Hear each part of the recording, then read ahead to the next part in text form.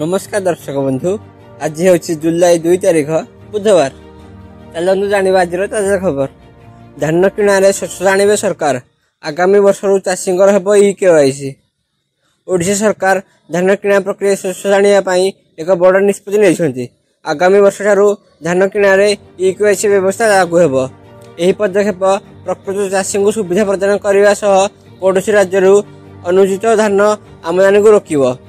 खाद्य जोगाण मंत्री कृष्णेन्द्र पात्र कहते चलित वर्ष समस्त टोकनधारी चाषी धान किणाजिव आखि स्कान माध्यम चाषी परिचय जांच कर चाषी एक नुआ जुगर आरंभ।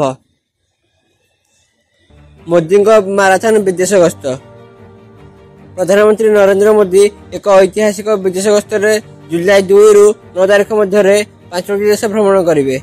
यह गस्त से घाना, त्रिनिदाद और टोबागो, आर्जेंटीना, ब्राजिल और नामिबिया जीवे। 30 वर्ष पर प्रथम थर पर जड़े भारतीय प्रधानमंत्री घाना गस्त करुछंती एवं 1999 पर प्रथम थर पर त्रिनिदाद और टोबागो जाउछंती। एही सफर रे राजनैतिक और अर्थनैतिक संपर्क को मजबूत करा सह वाणिज्य और विनियोग उपर आलोचना हेब। यह भारतर वैदेशिक नीति को आहरी सुदृढ़ करिवो। केवाईसी करनथिले मिलिबनी चाउल।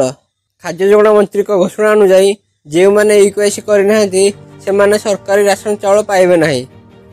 हिताधिकारी मानू तुरंत केवाईसी संपूर्ण करने को अनुरोध कर सुनिश्चित करिबो जे सठिक लोक को सरकारी सुविधा मिलुची। सेल राउरकेला इस्पात कारखानार डीआईसी द्वारा आरएसपी अधिकारी को पदोन्नति पत्र प्रदान।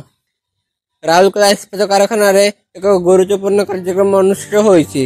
जुलाई 1 तारिख मंथन सम्मेलन कक्ष आयोजित एक समारोह रे आरएसपी और DSP DIC Shri Alok Verma general manager और डेप्यूटी जनरल मैनेजर पदवी को पदोन्नति होइथिबा अधिकारी मानकु पदोन्नति पत्र प्रदान करिसेंती। एही सफलता पाई समस्त अधिकारी को अभिनंदन। बीएमसी अतिरिक्त कमिशनर को माड़ घटना हईचई। भुवनेश्वर एक बड़ खबर। बीएमसी अतिरिक्त कमिशनर को आक्रमण घटना चर्चा रे।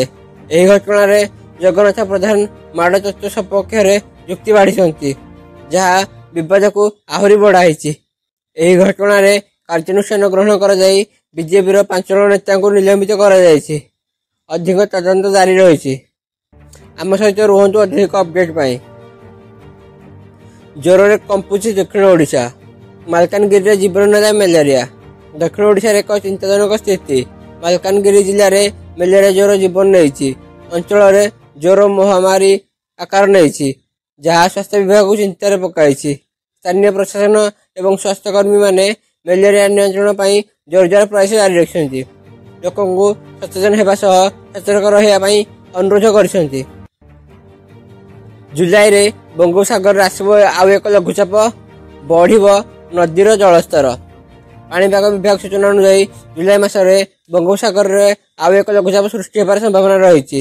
यह ओडिशार अनेक नदीर जलस्तर बढ़ाई पारे जहाँ बन्या आशंका को बढ़ाई। प्रशासन को सतर्क रही परामर्श दि जाइए।